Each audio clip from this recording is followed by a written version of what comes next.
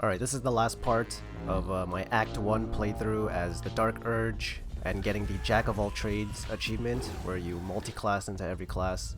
Guys, I'm not gonna lie, this pained me a little to side with the goblins and raid the Druid's Grove.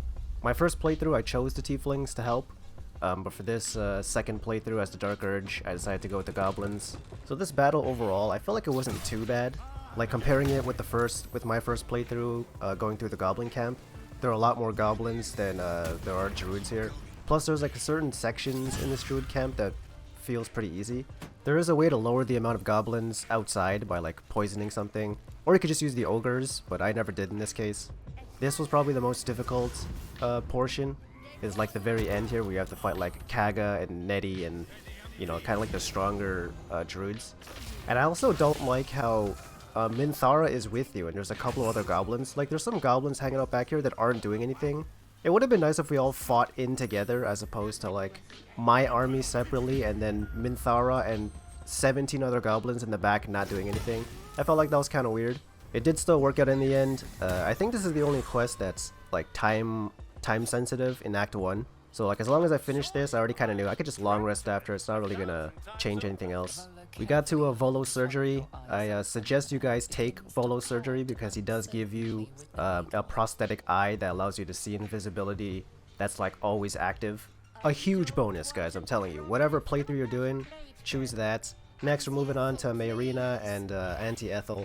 I do kind of regret doing this as early as I did. I probably should have did some of the other quests. Like I didn't do Anders and those paladins at the time. I also didn't do the spiders and Ettercap underground.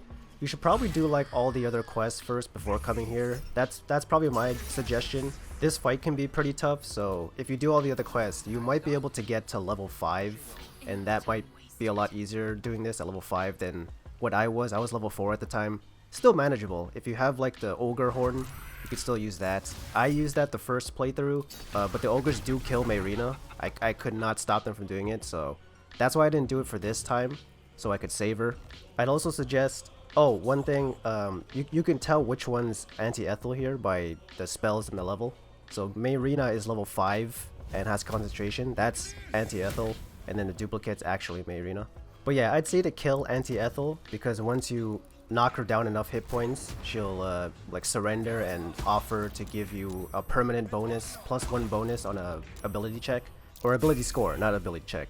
I just tossed her off the chasm. I just wanted to get this done as quickly as possible.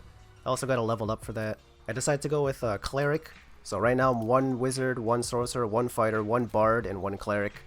I decided to go with Talos as my deity, and Tempest as my subclass. It was between Tempest and War Domain. I decided to go with Tempest. I just liked the extra feature.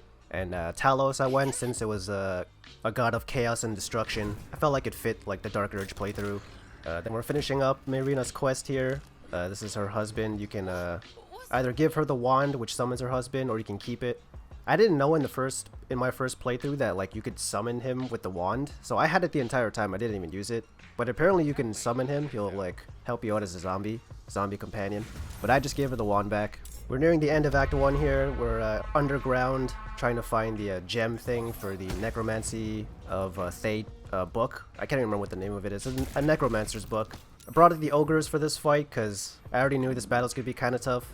I was also trying to kill 2 birds with 1 stone because one of the ogres here has like a really nice like helmet tiara thing that gives you 17 as your base intelligence as long as you have it on. So I was aiming for that. I was just trying to get them killed while killing this spider. So I was hoping they would just fight each other, but the spider kept teleporting around.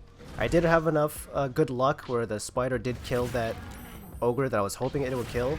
And I didn't realize that once that ogre is dead, you don't have to do any bargaining with the other 2, because I guess they're too stupid to bargain. So they just like ran away after.